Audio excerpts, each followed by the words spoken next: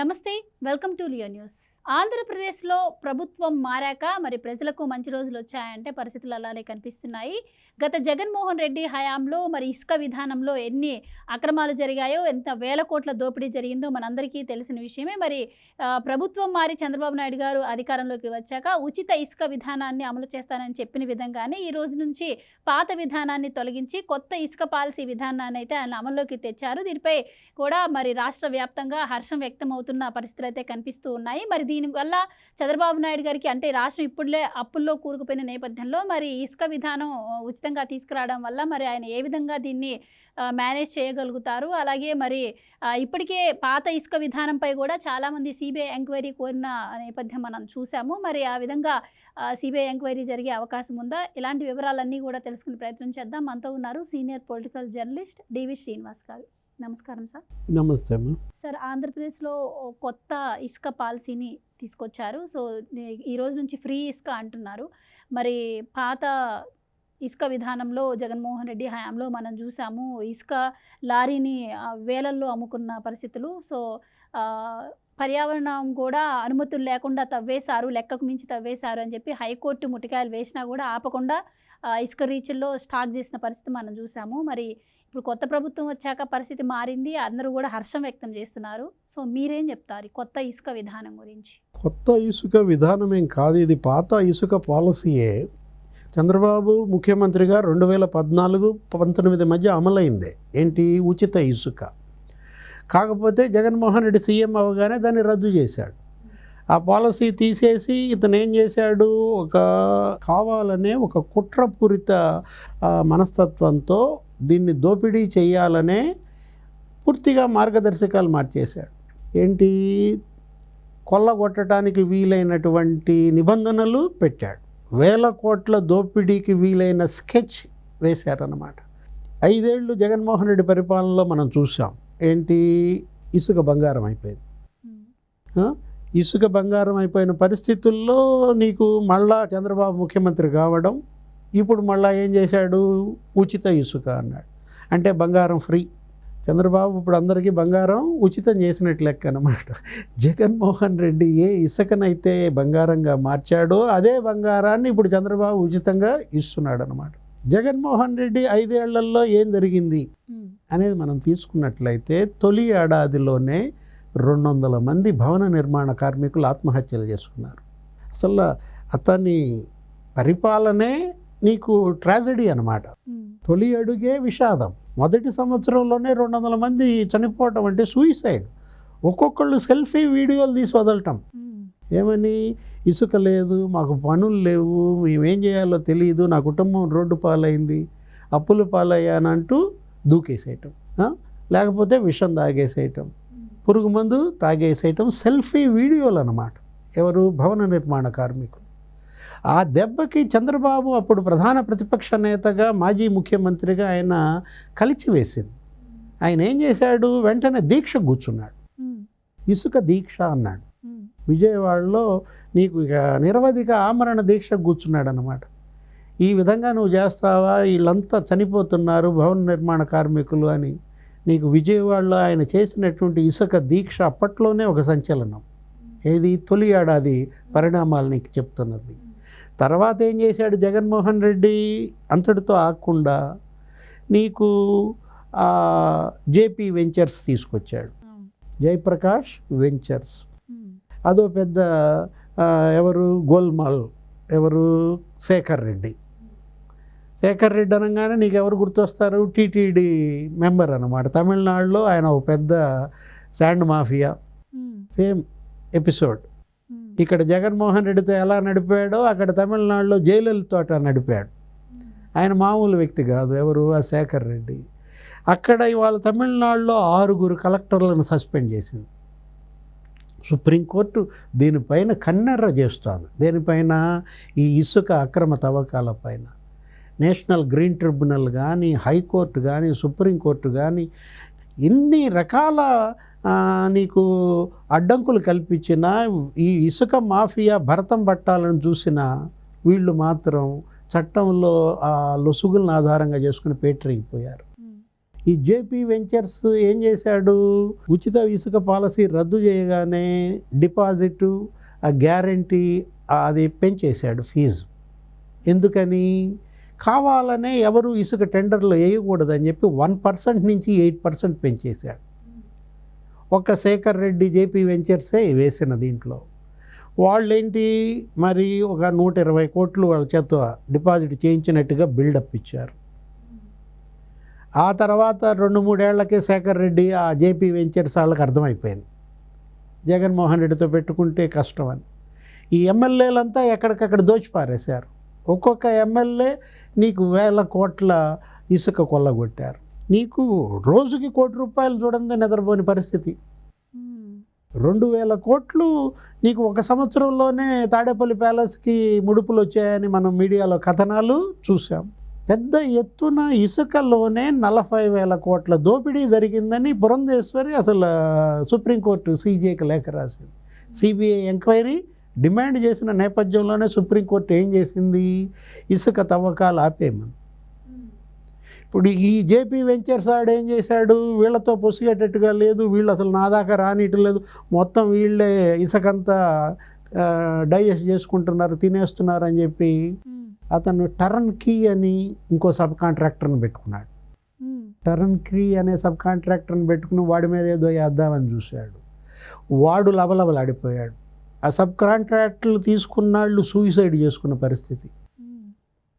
వీళ్ళ తాకిడి, వీళ్ళ వేధింపులు తట్టుకోలేక ఏం జరిగింది, వెంటనే ఆ టర్న్ కీ వాడిని బెదిరించారు. మిథున్ రెడ్డి టర్న్ కీ వాడిని 5 నిమిషాల్లో నువ్వు ఖాళీ చేసి వెళ్తావా లేదా అన్నాడంట.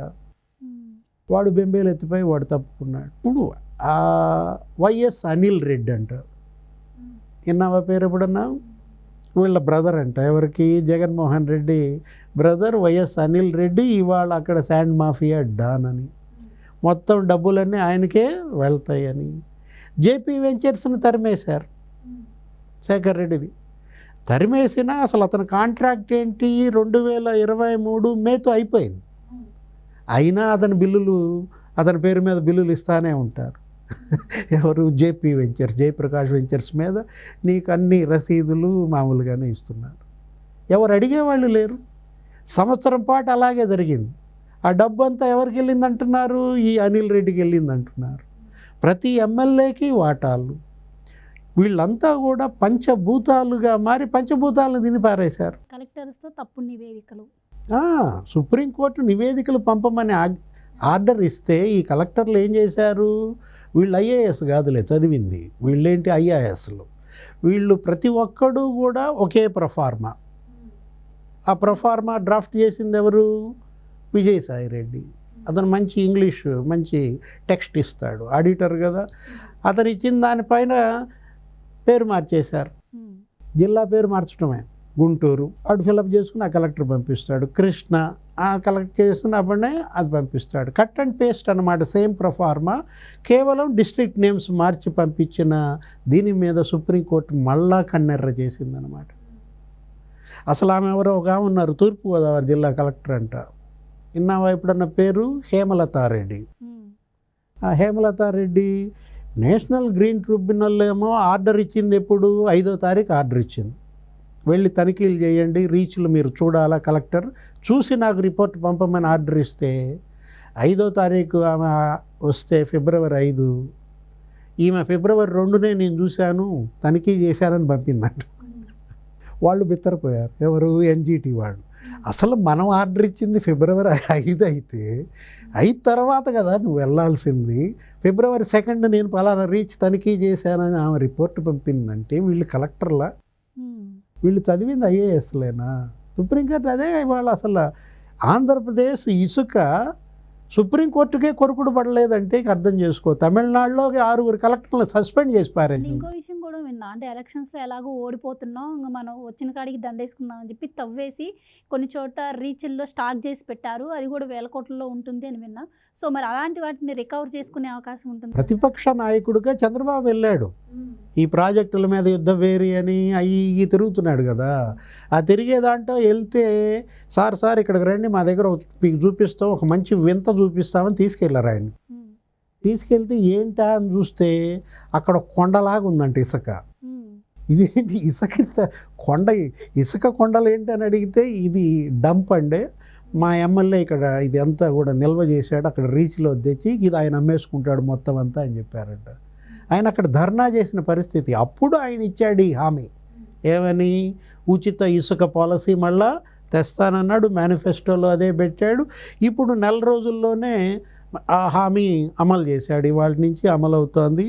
ఇప్పుడు ఈ ఎమ్మెల్యేలు లేకపోతే సజ్జల, మిథున్ రెడ్డి, విజయసాయిరెడ్డి, అనిల్ రెడ్డి, జగన్మోహన్ రెడ్డి, ఈ బ్యాచ్లందరూ కలిసి ఇప్పుడు ఆ డంపులు పెట్టారు కదా. ఎంత ఉంది ఆ డంపుల్లో ఇసుక? 49 లక్షల టన్నులు ఉందంట. ఇప్పుడు ప్రభుత్వం మారి చంద్రబాబు ముఖ్యమంత్రి అయినా కూడా వాడెవడో సురేష్ తమ్ముడు అంట, నందిగం సురేష్ తమ్ముడు, వాడు అమ్ముతూనే ఉన్నాడంట. ఏది ఆ ఇసుక అమ్ముతా ఉంటే 2-3 లారీలు ఎత్తుపోయినట్టున్నాడు, అతను పట్టుకుని ఇప్పుడు కేసు పెట్టినట్టున్నాడు నందిగం సురేష్. ఇప్పుడు ఆ 49 లక్షల టన్నుల ఇసుక అర్జెంటుగా ఇప్పుడు కలెక్టర్లు హ్యాండ్ ఓవర్ చేసేసారు. కలెక్టర్లు, జేసీలు, ఎస్పీలతో కమిటీ ఏర్పాటు చేసి ఈ కమిటీ ఆ 49 లక్షల టన్నుల ఇసుకని ఫ్రీగా పంపిణీ చేసేటట్టుగా ఆర్డర్ ఇచ్చారు. దగ్గర సంవత్సరానికి నీకు 3,20,00,000 టన్నుల ఇసుక కావాలి. ఇప్పుడు ఎంత ఉంది? 49 లక్షల టన్నుల ఇసుక ఉంది. ఒక 3 నెలల పాటు నడపగలరు. 80 లక్షల టన్నుల ఇసుక కూడా వస్తే గనక ఏది అక్కడ రీచిల్లో ఉన్నది డంపులకు కూడా తెచ్చుకుంటే 88 lakh టన్స్ ఉంటుంది. కొంతవరకు నడుస్తుంది. ఈ లోపు సీజన్ మారితే మళ్ళీ తవ్వకాలు చేసుకుంటే ఇప్పుడు టన్ను 450కి అమ్మాడు. ఎవరు? జగన్మోహన్ రెడ్డి. మామూలుగా అది కూడా వాళ్ళ మనుషులకేలే. ఆ 450లో నీకు 100 రూపాయల తవ్వకాలు ఈ ఖర్చు పోతే 350 పడేది. ఇప్పుడు చంద్రబాబు ఇచ్చిన ఈరోజు ఇసుక మార్గదర్శకాల్లో ఏంటి? 88 రూపాయలే. గవర్నమెంట్ తీసుకునేది 88 ఆ తవ్వకాలకి. నీకు దగ్గర ప్రతి ఒక్కళ్ళకి టన్నుకి 256 రూపాయల లాభం అన్నమాట. ముందు పొరుగు రాష్ట్రాలకి అక్రమ ఇసుక రవాణాకి కళ్ళెంబడ. జగన్మోహన్ రెడ్డి హయాంలో ఏం జరిగింది? లారీలు నీకు తమిళనాడుకి వెళ్ళిపోవటం, కర్ణాటకకి వెళ్ళిపోవటం, తెలంగాణకి వెళ్ళిపోవటం, అక్కడ వీళ్ళు వసూళ్ళు చేయటం. ఎవరు? ఎమ్మెల్యేలే చెక్ పోస్టులు పెట్టుకుని ఆ లారీల దగ్గర ఎవరిని కదిలిచ్చినా, ఏ ఎమ్మెల్యేని చూసినా 2,000 కోట్లు 2,000 కోట్ల దోపిడీ. అసలు జగన్మోహన్ రెడ్డి గారికి అయితే సంవత్సరానికి 2,000 కోట్లు వచ్చిందన్నారు. 5 ఏళ్లలో 10,000 కోట్లు జగన్మోహన్ రెడ్డి తాడేపల్లి ప్యాలెస్కే వెళ్ళిందన్న ఆరోపణలు బీజేపీ, జనసేన, తెలుగుదేశం మనం మీడియాలో చూసాం. ఇప్పుడు ఇసుక దోపిడీకి తెలుగుదేశం అడ్డుకట్ట వేయగలదా? చంద్రబాబుకి వీళ్ళంతా సహకరిస్తారా? పేదలకి ఇసుక అందితే ఇవాళ కట్టుబడి పెరుగుతుంది. కన్స్ట్రక్షన్ ఎప్పుడైతే నీకు పెరిగిందో అటు పేదల ఇళ్ళ నిర్మాణం పెరుగుతుంది, ఇరిగేషన్ ప్రాజెక్టుల నిర్మాణం పెరుగుతుంది, ఉపాధి ఏర్పడుతుంది. మళ్ళా ఆ ట్రాజడీ జరగదు.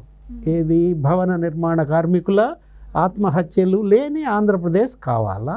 అది తెలుగుదేశం చంద్రబాబు చేస్తేనే ఆయన విజయవాడలో చేసిన ఇసుక దీక్షకు నీకు న్యాయం చేసినట్లు అవుతుంది.